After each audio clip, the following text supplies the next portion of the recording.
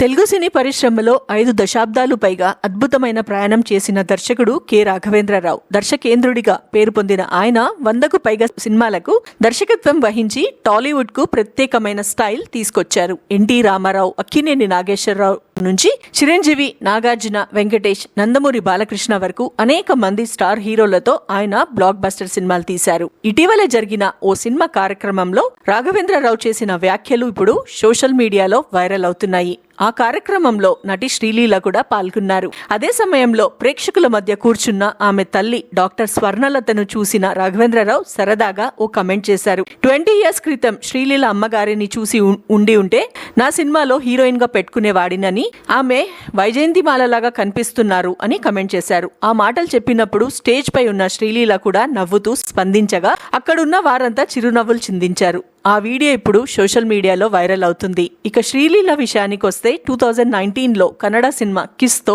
సినీ రంగంలోకి అడుగుపెట్టిన ఆమె తర్వాత తెలుగు సినిమా పెళ్లి సందడితో టాలీవుడ్ ప్రేక్షకులకు దగ్గరయ్యారు. ఆ తర్వాత వరుసగా వచ్చిన అవకాశాలతో స్టార్ హీరోయిన్ గా ఎదిగిన శ్రీలీల ధమాకా, భగవంత్ కేసరి వంటి సినిమాలతో మంచి విజయాలు అందుకున్నారు. నటనతో పాటు డాన్స్ తో కూడా ప్రత్యేక గుర్తింపు సంపాదించిన ఆమె సినిమాలతో బిజీగా ఉన్నప్పటికీ ఇటీవలే MBBS పూర్తి చేశారు.